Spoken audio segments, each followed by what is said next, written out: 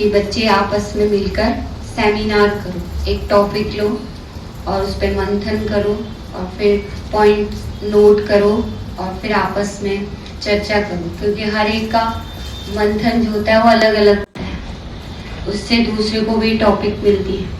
तो आज विशेष इसलिए आपस में ये मंथन का सेमिनार का एक छोटा सा प्रोग्राम रखा है।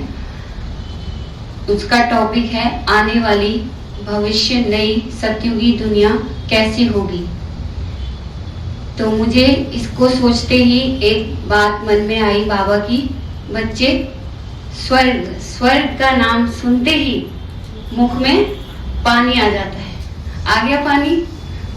स्वर्ग का नाम सुनते ही मुख में पानी आ जाता है बाबा के। तो जितने जैसे भी सोच रहे हैं सब, बहुत मंथन चल रहा है, सबका खुश हो रहे हैं। स्वर्ग की दुनिया में ही जब से ये मिला है होमवर्क, सब स्वर्ग की दुनिया में ही विचरण कर रहे हैं।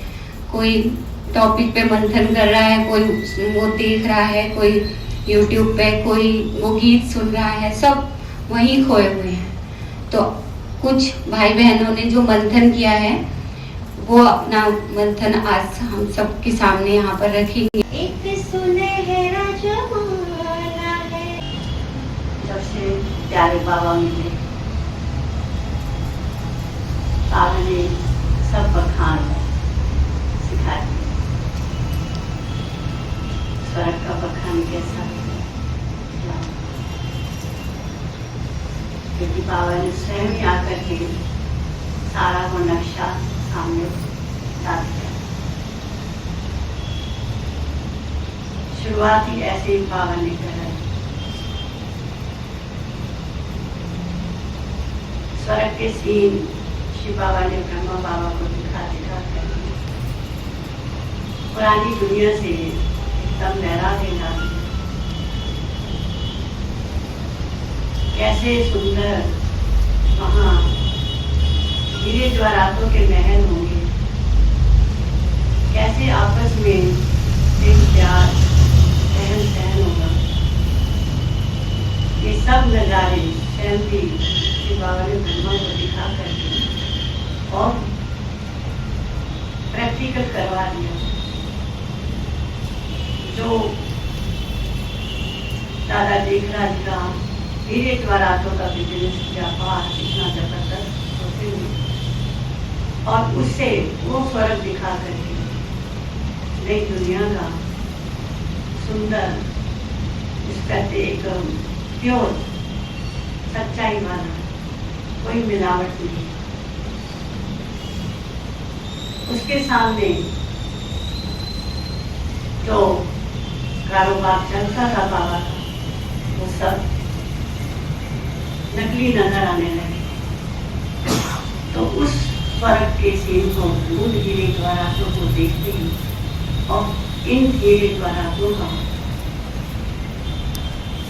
एक सेकंड के अंदर बुद्धि से हटा दिया, लहरा दिया। ये पवित्रता उस दुनिया में चलना है, वो हीरा बनना है, खुद हीरा बने और अनेकों को हीरे बनाए। तो खुद ही ने सबको साथ लेकर के, जो बाबा ने कहा ना, सबको साथ ले, परिवार को भी साथ लेकर के उनको भी हीरा बनाया।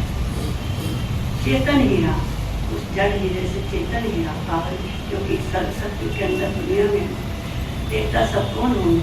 चेतन हीरे होंगे, कुछ नहीं होंगे, पवित्र होंगे, जिनको देवताओं को पता नहीं झूठ क्या होता है, ये भाषा नहीं जानते, क्रोध क्या होता है, लोभ क्या होता है, इन चीजों का उनको बिल्कुल ही माना अज्ञान होता है।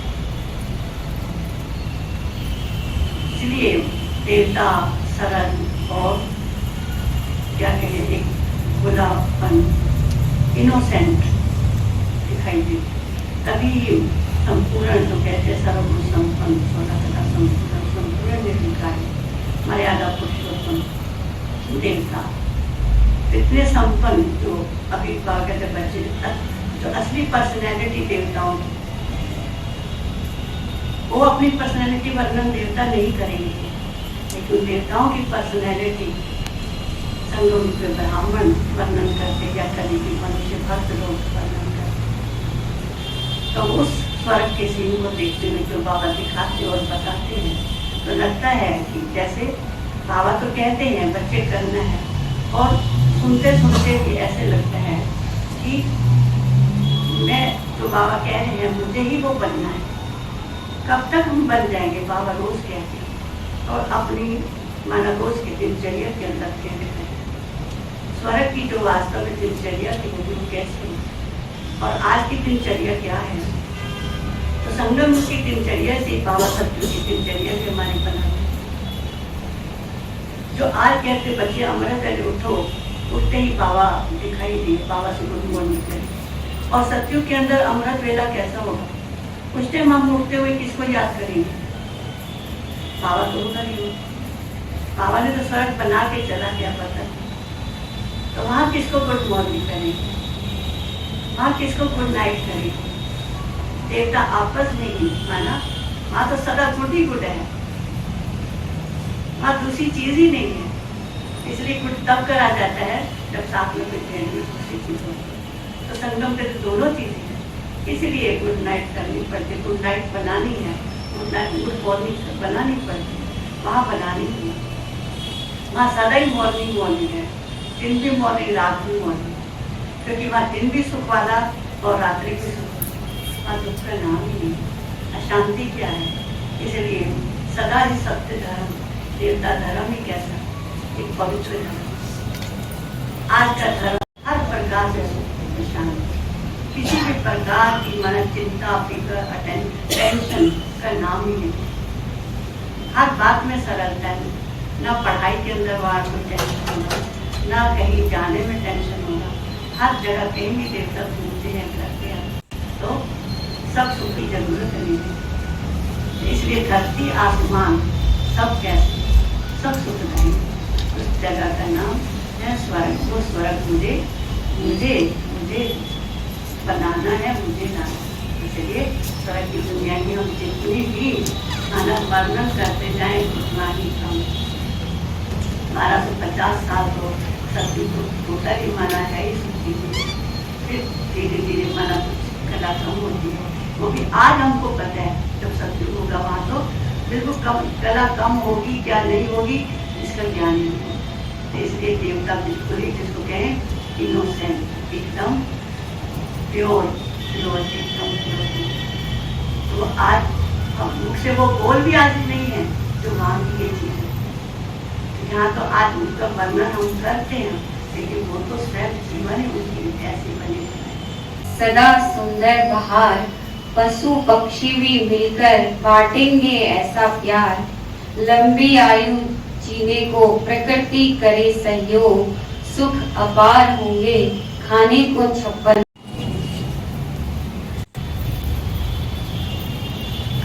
बाबा के बच्चे आने वाले भविष्य को, सत्य को स्पष्ट रूप से जानते हैं। तो कई बार कई लोग सोचते हैं कि तुम्हारी कल्पना है कि नया युग आएगा, वो कैसा होगा, तुम जो बताते हो कि देख थोड़ी रहा तो सामने थोड़े। लेकिन बाबा कहते हैं बच्चे, जब भगवान हमको आकर ज्ञान देते हैं तो कल्पना नहीं, एक तो हम उस दुनिया में जाने के लिए पढ़ाई पढ़ रहे हैं, तैयार हो रहे हैं, और दूसरा प्रैक्टिकल हम ये देख रहे हैं कि समय कलयुग का अंतिम समय है, और इसके बाद इस रात के बाद दिन तो आना ही आना है। और वो दिन कैसा होगा वो बाबा ने हम बच्चों को समझाया है। तो बाबा जब इस ज्ञान को हमें समझाते हैं, बताते हैं, क्लियर हमारे आगे लाते हैं कि भविष्य कैसा होगा, तो उसके लिए बाबा ने एक तो जब शुरुआत हुई ज्ञान देने से पहले साक्षात्कार हुए कि सत्य की दुनिया कैसी होगी, तो ब्रह्मा बाबा को और हमारी दादियों को ये सब दिखाई दिया कि वहाँ उठना बैठना चलना खाना पीना स्वयंवर आदि जो भी राज्य भागी होगा सब किस प्रकार से होगा, वो सारा सीन प्रैक्टिकल दिखाया। और दूसरा बाबा ने हम बच्चों को ज्ञान के आधार पर समझाया, जब हम नॉलेज के आधार पर, समझ के आधार पर इसको समझते हैं कि सत्य की दुनिया कैसी होगी, तो जब दिव्य नेत्र, तीसरा नेत्र हम आत्मा को खुलता है तो हमें स्मृति आती है, जिसको गीता में कहते हैं ना, नष्टो मोहा स्मृति लब्धा। तो जब हम देह और देह की दुनिया से ममत्व तोड़ते जाते हैं तो हमको अपनी ओरिजिनल स्मृति आती है कि हम ही वो देवता थे, और वो सुंदर भविष्य जो आने वाला है उसको हम पार करके आए हैं, और फिर पुनः उस दुनिया के लिए हम तैयार हो रहे हैं। तो साक्षात्कार के आधार पर और ज्ञान के आधार पर बाबा दो तरीके से हमको इस ज्ञान को स्पष्ट करते हैं। जैसे आज की दुनिया में भी है ना, हम आजकल सुनते हैं AI है, AI आपको बता देता है कि भविष्य कैसा होगा। उससे पूछते हैं कि फलानी चीज आने वाले इतने साल के बाद कैसी होगी। अभी मैं कुछ टाइम पहले देख रही थी, उसको एक पूछा जा रहा था कि जो कुंभ का मेला अभी लगा वो अब 144 साल के बाद, कितने साल के बाद लगता है, जब फिर लगेगा तो कैसा होगा। तो वो भी अपनी आर्टिफिशियल इंटेलिजेंस से बता दे रहा है कि किस प्रकार का होगा। आज की तरह बिल्कुल नहीं होगा, लेकिन हमारे पास तो दिव्य बुद्धि है। तो दिव्य बुद्धि से जो हम बता रहे हैं, जो हम कर रहे हैं, वो रियल में हमारे सामने आना है और हमें उसका अनुभव अभी भी कर रहे हैं और प्रैक्टिकल से करना भी है, वहाँ चलना है। तो संपूर्ण दुनिया का सार रूप में तो यही है। बाबा कहता है कि 5 विशेषताओं से, गुणों से संपन्न देवात्माएं होंगी, जो सर्वगुण संपन्न होंगे, 16 कला संपूर्ण होंगे, संपूर्ण निर्विकारी होंगे, मर्यादा पुरुषोत्तम होंगे, अहिंसा परमो धर्म होगा। तो धर्म, गुण, समाज, हर जगह पर जो होगा संपन्नता होगी। किसी भी संस्कार में कोई कमी नहीं होगी, कोई तमो प्रधानता, रजो प्रधानता वहाँ पर नहीं होगी। आत्मा हर तरीके से सतो प्रधान है। तो उनका उठना, बैठना, चलना, हर चीज एक आज की दुनिया से बिल्कुल भिन्न होगा। आज की दुनिया में तो हम सुबह उठेंगे तो हमें अलार्म चाहिए, अलार्म बजेगा तो उठेंगे। वहाँ पर देवता कैसे उठेंगे? पंछियों की चहचहाट होगी सुबह सुबह, जो प्रकृति उनको उठाएगी, तो पंछियों की आवाज से उठते हैं। स्नान आदि करते हैं तो छलकों के पानी से, जिसमें जड़ी बूटियों का एक स्वतः एक खुशबू, एक इत्र होता है, जो आदित्र की आवश्यकता है, अगरबत्ती जलाने की आवश्यकता है, वातावरण को शुद्ध करने के लिए हम बाहरी रूप की चीजें लेते हैं। तो वहाँ पर प्रकृति हमको ऑटोमेटिक सब कुछ देती है। तो एक ऐसा समय होगा जब साइंस और प्रकृति दोनों का आपस में समन्वय होगा। मतलब नेचुरल जो साइंस से आज हम सुख ले रहे हैं, अल्पकाल के भौतिक साधन हमको मिल रहे हैं, वहाँ पर वो प्रकृति के साथ इस प्रकार से सेट होगा कि हर चीज हमको नेचुरल मिलेगा। मतलब उसके लिए हमें कोई बाहरी साधन की आवश्यकता नहीं होगी और अल्पकाल का भी नहीं होगा, सदा काल का मिलेगा। मौसम सदा बाहर होगा, है ना। फल फ्रूट जो होंगे वो एकदम सतो प्रधान, अनाज जो होगा सतो प्रधान, कोई मिलावट नहीं होगा, उसमें हमें कुछ देखना नहीं पड़ेगा कि ठीक है नहीं है। तो हर प्रकार से आत्मा एकदम संपन्नता की स्थिति। बात को सुनते हुए ये गीत याद आया। डाल पे बोले कोयल बोले, बोले मोर पपीहा, कल कल निर्मल निर्जल बहता निर्मल नीर, खुशी की सहनाई, सबको मुबारक हो, सबको बधाई, देखो वो दैवी दुनिया आई की आई। तो वो एक तो 21 जन्म कौन से हैं वो, और बाबा ये कहते हैं कि ये कृष्ण कोई एक नहीं, कृष्ण भी कई होंगे। तो वो कितने कृष्ण होंगे? तीसरा ये है कि बच्चे तुम पुरुषार्थ करते रहो और बाबा जो है वो लड़ियां लगा देगा। तो वो कितनी लड़ियां होती होंगी जो बाबा लगाते हैं? तो किसी को तो पता होगा ही, क्योंकि ये तो कल के बाद रिपीट हो रहा है। कोई नई लड़ियां तो लगी नहीं, जो पहली लड़ियां लगी हैं तो वही लड़ियां होंगी। तो जो एक तो जो मेरा जो मंथन है वो तो एक तो ये है कि जो 21 जन्मों के लिए जो बताते हैं कि जो 21 जन्मों का इतना बड़ा वर्षा दिलाती है वो बाबा से, तो 21 जन्मों में क्या संगम भी आता है? क्या आता है? अच्छा ठीक है। तो उसमें एक हेल्थ, वेल्थ एंड हैप्पीनेस, 3 चीज होती हैं। तो क्या संगम पर सबकी हेल्थ उस लेवल की होती है? नहीं, स्टार्ट तो है। बाबा तो परफेक्शन की बात करता है कि उसमें कोई बीमारी नहीं होगी किसी तरह की। मन तो ठीक है, लेकिन शरीर तो बीमार हो जाता है। नहीं, बहुत लोग बीमार हो रहे हैं शरीर तो, और बहुत जल्दी जल्दी शरीर छोड़ दे रहे हैं। के आधार पर है ना, पुरुषार्थ के आधार पर है। ठीक है, मेरा मंथन ये है कि जो 21 जन्म है, क्योंकि बाबा सतयुग के बारे में बात मत करता। तो बाबा ये नहीं कहता मैं त्रेता के लिए वर्षा दे रहा हूँ, वो सतयुग के लिए ही बात करता है कि मैं तुम्हें 21 जन्मों के सतयुग की बादशाही देता हूँ। त्रेता के लिए वो ये कहता है कि सुख चैन से तुम आप रहेंगे, लेकिन ये नहीं कहता है कि वहां के लिए तुम्हें जो है वर्षा दे रहा हूँ या वहां की राजाई का वर्षा दे रहा हूँ, जो मेरा जो ख्याल है। तो वो 21 जन्मों का ये है। अगर जो 1250 वर्ष होते हैं जो स्वर्ग के, तो उसको आप, क्योंकि जो बाबा ने ये बताया कि जब 30-35 वर्ष के हो जाते हैं उसके बाद में शंबर होता है, और जब वो 60 वर्ष के होते हैं उनको पुत्र रतन होता है।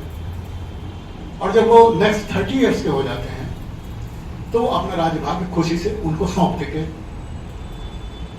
उनको जो सौंप देते हैं और इस तरीके से वहां पर रजाई चलती है। तो करीब करीब 60 ईयर्स का ये वो हो जाता है ये पार्ट। और 90 ईयर्स की एज में जो है वो उसको रिटायर कह लीजिए, क्या मतलब वो अपना छोड़ देते हैं, वो उसी के ऊपर जो है। और जो ग्रैंडफादर है वो अपने पोते का राज्याभिषेक तो देख लेता है, उसके बाद वो कुछ नहीं देखता। उसके बाद वो सर्प की तरह शरीर त्याग देता है। तो अब ये हुआ कि जब ये 60 से आप डिवाइड करो 1250 को तो कितना होगा करीब करीब है? नहीं, सुखदाई वहीं पर होंगे, सुखदाई घातों पर क्या होगा ये? नहीं तो गणना तो करनी पड़ेगी 21 जन्मों के बारे में, क्योंकि हाँ तो वही तो मैं बता रहा हूँ जो मैंने कैलकुलेट किया है, या जो मैंने जो पढ़ा है, ये जो हाँ तो मैंने जो किया है जो 21 जन्म जो है वो सारे स्वर्ग के होंगे। 7 लड़ी लगाएगा बाबा, क्योंकि 8 गद्दी मिलेंगी। जब 8 गद्दी होंगी तो जब बाबा कहते हैं कि वो 8 जो रत्न हो, जो 8 होंगे पहली माला वाले, वो कमाल करके दिखाएंगे। ये तो कहा है बाबा ने। तो कमाल क्या होगा कि पहले तो लक्ष्मी नारायण का यहाँ पे संपर्क होगा, उसके साथ साथ ही कुछ दिनों बाद में उन सबका संपर्क होगा साथ साथ ही पहले जन्म में ही। तो पहले जन्म में सारे मिला के 8 महाराजा होंगे, 8। लेकिन हेड जो होंगे विश्व महाराजा, वो जो यहाँ पे ब्रह्मा और सरस्वती हैं, जो इनका जो नेक्स्ट वो जो होगा वो होंगे। हाँ, उनके बारे में बाबा ने नहीं खोला। लेकिन हाँ, महाराजाओं के बारे में जो 8 की माला में ये तो है, वो सारी महाराजाओं की माला है, वो महारानी की माला नहीं है। वो बात अलग है कि उसमें मेजोरिटी दादियों की है। भाई जी जी पढ़ाई को नहीं गिना जाता है। जब आप इंजीनियरिंग कर रहे हैं, पढ़ रहे हैं, उस टाइम नहीं गिना जाएगा, लेकिन जब आपकी पूरी हो जाएगी। हाँ, मैं इसलिए संगम को नहीं गिन रहा, मैं संगम को मैंने एक्सक्लूड कर दिया उसमें। हाँ, तो 8 की माला तो वो हो गई, तो 8 कृष्ण तो वो हो गए सीधे सीधे। अब जब इनकी डायनेस्टी चलती है सबकी, तो 21 महाराजा महारानी जो है वो सतयुग में हो जाते हैं सारे। तो 21 को 8 से आप मल्टीप्लाई करो, 168 मल्टीप्लाइड बाई 2, तो 336 महाराजा महारानी वो सतयुग में होते हैं। हाँ, तो स्वर्ग की तो मैं हिसाब करेंगे। तो बाबा कहता है ना कि आपकी सारा हिसाब तो आप लगाओ। टेंशन हो जाएगी हिसाब करने। नहीं मैं तो जस्ट अपना जो बता रहा हूँ। फिर मालाओं की बात हुई कि 108 की, तो फिर बाबा ने कहा कि 16,000 108 की में तो आना ही आना है ना, क्योंकि 16,000 108 की जो माला है 1 रुपए का चक्कर पड़ जाएगा। बाबा हमेशा कहते हैं आसपास, लगभग एवरेज नहीं मैं आसपास ही बता रहा हूँ मैं ऐसा कोई। तो हाँ, तो ठीक है, स्वर्ग में ही है। तो 16,108 ये त्रेता के अंत तक चलती है। अब बीच में मेरा एक क्वेश्चन हो रहा, एक तो ये था जो कृष्ण वाला था कि कितने कृष्ण होंगे। 8 तो मेजोरिटी बताते ही हैं, लेकिन मैं 168 बता रहा हूँ, क्योंकि कृष्ण के तो वो बनेंगे जो नारायण, तो कृष्ण के ही बनेंगे। और फिर दूसरा पॉइंट ये है कि जो सीता राम होंगे वो पहला जन्म होगा, क्या वो नापास हुए होंगे, क्योंकि वो उनका जन्म। चलो ठीक है,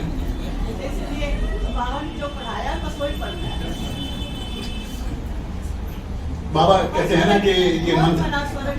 चलो ठीक है, तो मैं कब बनेंगे, वो क्या होगा, चोरी हो गई या नहीं हो गई, हमारे को क्या करना है। नहीं करना इसलिए कि बाबा कहता है कि मंथन करो, तो इसलिए हमने मंथन किया। ले जा रही है ना वो सही है, सबका अपना अपना मंथन है, सबके अपने विचार है, इसमें अपना अपने विचार में ही मंथन करना है ना। बहुत बढ़िया। ये भी मैथ का क्वेश्चन हो गया ना, ये ज्यादा कठिन वाला पर बहुत अच्छा।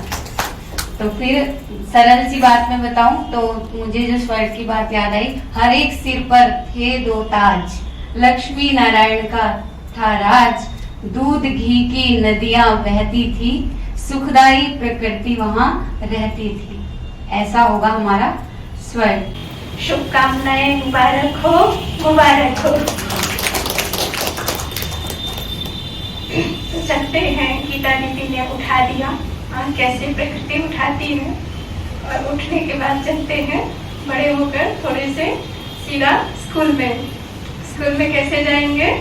अपने अपने पुष्पक विमान में।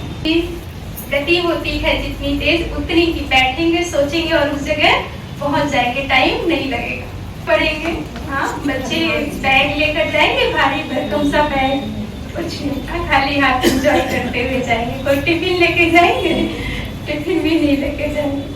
और पढ़ाई के लिए कोई नोटबुक नहीं, हाँ बहुत सरल सी खेल खेल में हम पढ़ाई पढ़ेंगे। और पढ़ाई जो मेन होगी वो ड्राइंग की होगी।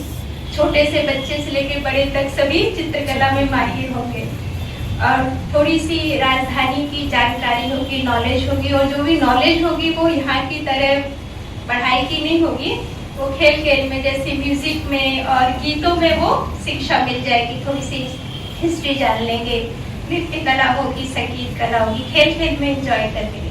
और जो भाषा होगी वो देवनगर की भाषा कौन सी होगी? देवनागरी भाषा। मतलब जो भी हम शब्द यूज करेंगे, जिस चीज के लिए यूज करेंगे, उसमें उसका मीनिंग समाया होगा।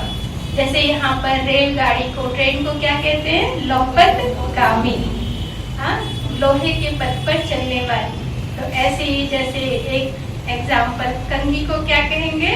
केश कंघी। तो इस तरह उसमें मीनिंग समाया हुआ होगा। सिंपल सी हिंदी सी देवनागरी भाषा होगी। अब चलते हैं बगीचे में।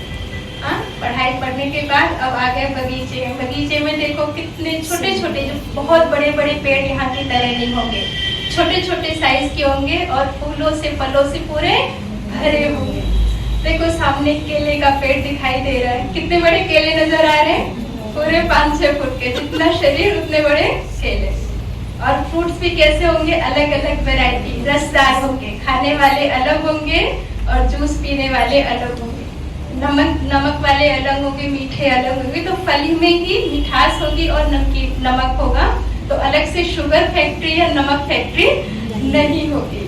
बस हल्का सा दबाव, जैसा जूस पीना है वैसा पी लो। अब कहाँ पहुंच गए?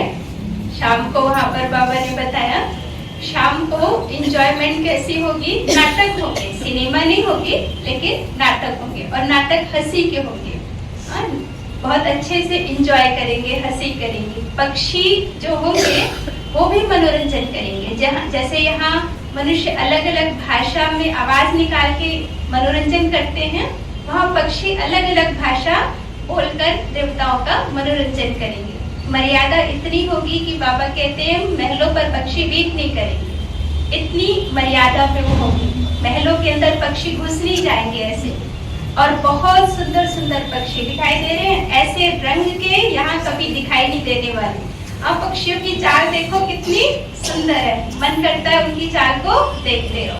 3 तरह की बुद्धियां बाबा बताता है, एक है आसुरी बुद्धि, एक है ईश्वरीय बुद्धि और एक है दैवी बुद्धि। तो जब तक हम उस पुरानी कलयुगी दुनिया में थे तो हमारी बुद्धि कौन सी बुद्धि थी? आसुरी बुद्धि थी।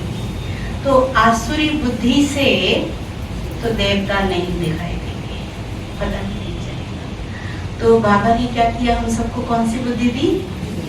ईश्वरीय बुद्धि दी।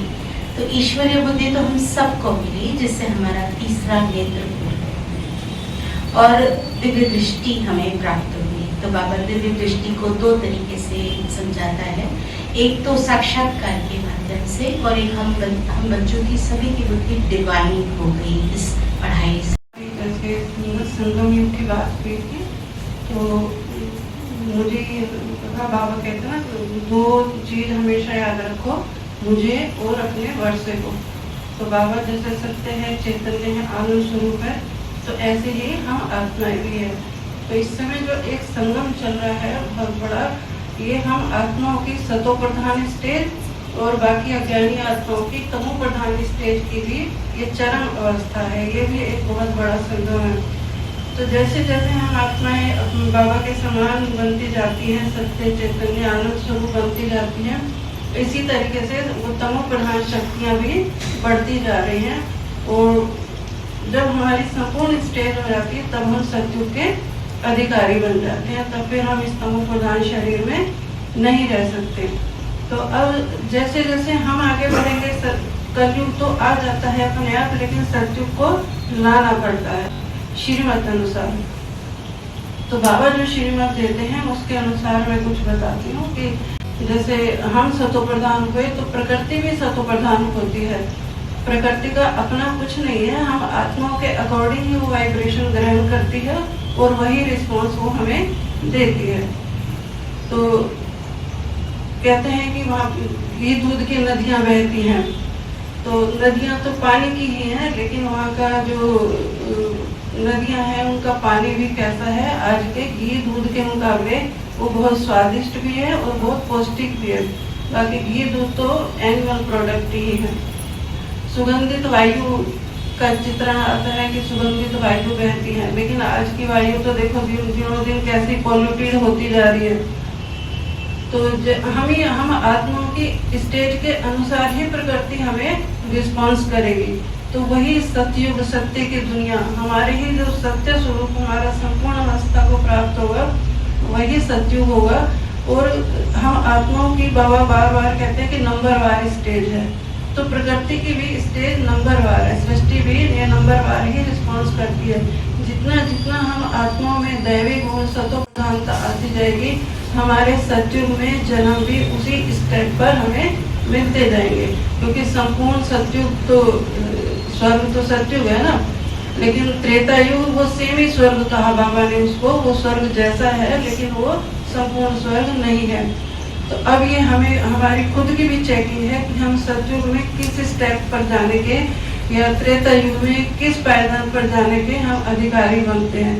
तो यहाँ बाबा इस समय हमारी सूक्ष्म चेकिंग तो बाबा कर ही रहा है, लेकिन हमें खुद भी अपनी चेकिंग करनी है कि हम प्रकृति की कौन सी अवस्था पर जाने के अधिकारी इस समय बन रहे हैं।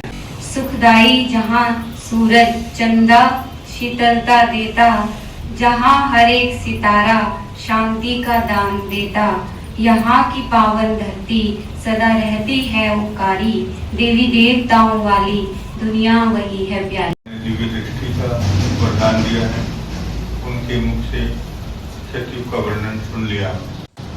लेकिन एक बात जो है और इम्पोर्टेंट ये है कि जैसे एक तो जैसे डॉक्टर संध्या है जो साक्षात्कार करती है, जिस दिन क्या है पहले देखेगी आंखों से, फिर वो मन में उसका चित्र बनेगा और फिर उसकी चित्रकारी होगी आगे चलकर। जब भी चित्रकारी करेगा तो उसके मन में एक पिक्चर होती है जिसकी उसको मन प्रिंट करता है, और उससे भी पहले एक और होता है जो उसने देखा होता है। तो वो तीसरी कॉपी है, वो फर्स्ट कॉपी नहीं है। जो देखी है वो फर्स्ट कॉपी नहीं है, जो हमारे सामने आई है वो तीसरी, कम से कम तीसरी कॉपी है।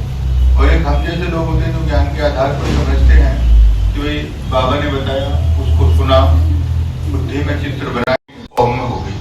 तो हम देखें जो हम बेस्ट से बेस्ट देख सकते हैं आज की डेट में, उससे जो कौन सी वाली कॉपी होगी, वो ओरिजिनल कॉपी जो सचमुच में भगवान ने बनाई, जो बाबा ने बनाई, वो कितनी सुंदर होगी। एक मुझे बात याद आती है कि कश्मीर का एक बहुत सुंदर कारपेट मेकर था, जो मैंने बहुत फेमस कारपेट मेकर था, बहुत सबसे सुंदर कारपेट बनाता था। कि उसके पास कोई पर्सन गया और उसने कारपेट देखी और उसने कारपेट के कोने पर एक कट लगाया हुआ था। उससे पूछा कि भाई तुमने इतनी सुंदर परफेक्ट कारपेट बनाई, तुमने कट क्यों लगाई? वो कहता है कि देखो, मैं ये नहीं चाहता कि इस कारपेट को देख करके कोई ये कहे कि ये बिल्कुल परफेक्ट है, क्योंकि परफेक्ट दुनिया तो सिर्फ अल्लाह ही बना सकता है। मुस्लिम कि परफेक्ट दुनिया तो सिर्फ अल्लाह ही बना सकता है, जो कि हेवन है, जो कि जन्नत है। इसलिए मैं ये नहीं चाहता कि कोई भी मेरी चीज की तारीफ करे उस अल्लाह के होते हुए उसके बनाते। मतलब ये एक वो है कि मतलब किस तरीके की लोग की भावनाएं भी हैं, और हमारे सामने जो कॉपी आती है वो बहुत मतलब जो है तीसरी चौथी, और जितना बताते जाओगे आगे भाष्य, उसके बाद कॉपी पर कॉपी बनती जाएगी। बाबा की बनाई हुई कॉपी तो एक अलग ही कॉपी जो वर्णन से पढ़े। ऐसी एक शास्त्रों में वर्णन है, तिलोत्तमा करके कहते हैं ईश्वर की एक अप्सरा थी कि ब्रह्मा ने तिल तिल उत्तम हर प्रकृति के 5 तत्वों से तिल तिल लेकर के जो उत्तम तिल था, उस तिल तिल को यानी कि उसके पार्टिकल्स को लेकर के उसका निर्माण किया, तो उसका नाम बना तिलोत्तमा। तो ऐसे करके मतलब जो है कहने का मतलब ये भाव ये है कि अलग अलग जगह पर अलग अलग चीजें मेंशन है, लेकिन जब हम देखते हैं उससे भी कहीं सुंदर कहीं, तभी तो कामनाएं नहीं होंगी ना। बाबा कहता हूँ कामनाएं ही नहीं होगी। क्यों नहीं होगी कामना? क्योंकि जो हम सोच सकते हैं उससे भी परे, कि उससे भी सुंदर, उससे भी अच्छी वो दुनिया होगी, वो सोच से परे होगा। तो सब चीजें पहले से मतलब हमको मिल जाती हैं, तो इसलिए वहाँ पर क्या होगा कि वहाँ पर हमारे कर्म जो है अकर्म होंगे, क्योंकि वहाँ पर हमारे अंदर कोई भी प्राप्त करने की इच्छा नहीं होगी, सब कुछ बाबा ने प्राप्त करके दिया होगा।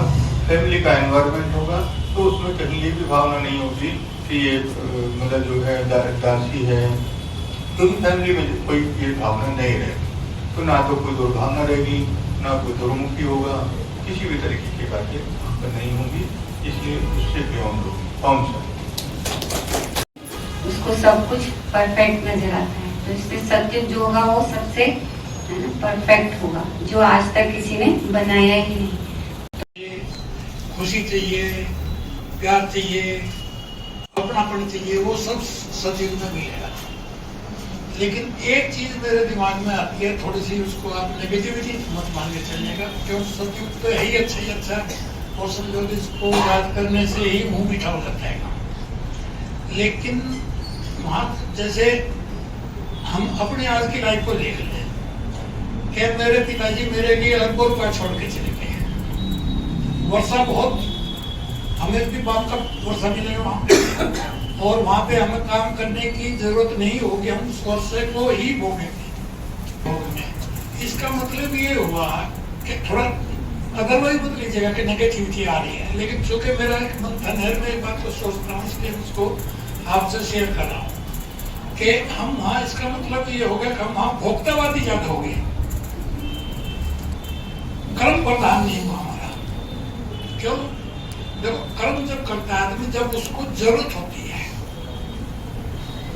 एक बाप अपने बेटे के लिए अरबों रुपया छोड़ गया, सुबह ही उठेगा, अपनी दिनचर्या शुरू करेगा, उसको एंजॉय करेगा, उसको जैसे खर्च करेगा अच्छे तरीके से करेगा। वहाँ तो खैर अच्छे तरीके से ही होता है सारा, लेकिन यहाँ की बात को भी ले तो वो दूसरे तरीके से भी करेगा, लेकिन उसका उसमें अपना कर्म प्रधानता उसमें कहीं नहीं नजर आई। तो इसलिए मेरा मंथन थोड़ा सा बहनी है कि देवताएं सर्वगुण संपन्न है, पूज्य है, सब कुछ है, लेकिन थोड़ी कर्म प्रधानता की इच्छा एक उनकी नहीं बनेगी, क्योंकि वो पहले ही भरपूर है धन दान से। इस पे थोड़ा सा अगर आप थोड़ा सा मेरे को क्लियर कर देंगे तो थोड़ा सा ज्यादा हट जाएगा दिमाग में से। अदरवाइज सतयुग तो सतयुग ही है, और समझो और नहीं जड़ जाएगा कि हमें वहाँ पे जाना चाहिए। लॉकडाउन लगाया जो कि 14 दिन के लिए आगे बढ़ा दिया गया। उस समय पर जब न्यूज आ रही थी, कहते वो बेचारा ऐसे जा रहा है, भूखा मर रहा है, ये नहीं मिल रहा, और उसी टाइम पर एक न्यूज और भी आ रही थी, लोग ऑनलाइन ऑर्डर करके खूब माल खा रहे थे, वजन भी बढ़ गया। 2 तरीके के उस टाइम पर मेरे सामने एग्जाम्पल आ रहे थे, तो मैं ये सोच रहा था उस टाइम पर कि ये माल खाने वाले कौन हैं और ये भूखे बनने वाले कौन लोग हैं, या इस तरीके से दिन की न्यूज आ रही है, जिन लोगों ने पहले से कमा करके अपने अकाउंट में रखा हुआ था, वो लोग उस टाइम पर अपना ऑनलाइन करके अपना माल मंगाते थे और खाते थे। तो कमाया तो उन्होंने भी ना। एक समय ऐसा था जब वो कमा रहे थे और दूसरे लोग अपने दारू पी करके पैसे उड़ा रहे थे। तो अभी हमें ये समझना है कि बाबा हमको एक जन्म में वो कमाई करा रहा है जो कमाई हमको काफी समय तक चलेगी, जितनी हम कमा रहे। ऐसा नहीं है कि वो फ्री में मिला, वो हमें फ्री में नहीं मिला, वो हमने कमाया भगवान के साथ मिलकर के। भगवान ने हमको उसका पदम गुणा भले दिया। और जैसे द्रौपदी की साड़ी का भी एग्जाम्पल है, किसने तो पता चीर फाड़ करके उसकी उंगली पर लगाया, उस छोटे से कपड़े के बदले में उन्होंने उनको इतनी साड़ी दे दी कि कहानी आएगी कि साड़ी ही किनारी है, किनारी ही की साड़ी है, नारी भी साड़ी है तो साड़ी भी किनारी है। बोले ऐसी चीजें आ गई। मैंने कुंभ में भगवान के साथ मिलकर के संगम युग पर जो पुरुषार्थ किया, उससे जो धन संपदा संचित हुई उसको हमने यूज किया, ना कि अब जब यूज किया उसको, जब वो कमाया हुआ तो हमने यूज किया। जिस दिन खत्म हो जाएगा, कहते भी हैं, लिखा भी है कि जिस दिन देवताओं ने अपना संचित किया हुआ धन संपदा उनकी खत्म हो गई, उस दिन वो मानव योनि में प्रवेश कर गए। ऐसे लिखा भाई साहब करके हो गया हो। ओम शांति। जहाँ एक कुल होता हर नर नारी के सिर पर, वहाँ दोहरा ताज होता। 16 कला से संपूर्ण होते हैं सब निर्विकारी, देवी देवताओं वाली दुनिया वही है प्यारी। इस तरह सबके विचार सुने और बाबा ने भी अपनी मुरलियों में बहुत सुंदर वर्णन किया हुआ है। लेकिन उससे भी पहले जब बाबा भी नहीं आए थे तब एक गीत बना था स्वर पे, तो वो गीत का अंतरा मैं सुनाऊंगी आपको, आप मुखड़ा उसका बताएंगे कि वो कहाँ कौन सा गीत है ना। तो वो भी पहले ही बन गया था, बाबा फिर हमको बताते ना, देखो ये गीत तो पहले मैंने ऐसे उनको प्रेरणा द्वारा ही बनवा दिया था। तो ये गीत है, आने वाली दुनिया में सबके सिर पर ताज होगा, ना भूखों की भीड़ होगी, ना दुखों का राज होगा, बदलेगा जमाना ये सितारों पे लिखा है। आगे आप बताओ। Very good. नन्हे मुन्ने बच्चे तेरी मुट्ठी में क्या है, मुट्ठी में है तकदीर हमारी, हमने किस्मत को बस में किया है।